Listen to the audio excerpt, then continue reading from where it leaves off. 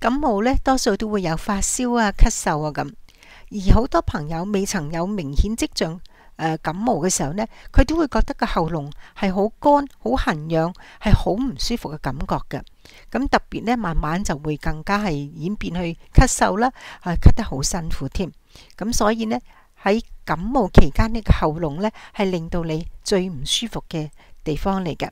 咁點樣可以舒緩呢種喉嚨上嘅痕癢啊、乾裂啊，或者連呼吸都癢到你忍唔住要咳嗽嘅感覺呢？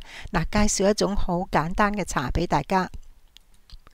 材料呢係有幾種嘅葉，一種呢係新鮮嘅枇杷葉，另一種呢係新鮮嘅龍脷葉，同埋新鮮嘅桑葉。三種新鮮嘅葉呢，每樣都係用半兩嘅啫。如果你個地區嗰度買唔到新鮮呢，全部可以用乾品嚟代替嘅。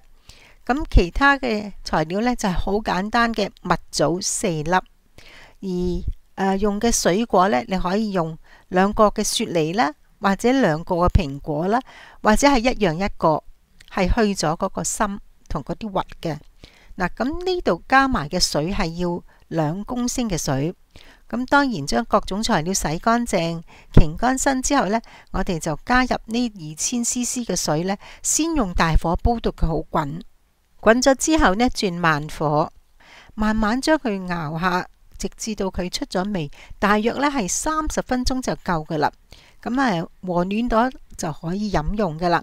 咁你如果係覺得初感冒嘅時候喉嚨唔舒服啦，咁你即刻飲佢呢，就令到你係有個舒緩作用。呢個湯水呢，最適合初起感冒嘅時候呢飲用嘅，能夠清潤你嘅肺部呢，治療感冒引起嘅咳嗽嘅。如果你連飲3日呢，呢個效果呢就更加明顯嘅。所以大家如果喺你感冒嘅初期覺得喉嚨唔舒服嘅時候呢，立即飲呢個滋潤肺部嘅湯水，係可以清潤你嘅肺部，治療因感冒而引致嘅咳嗽嘅。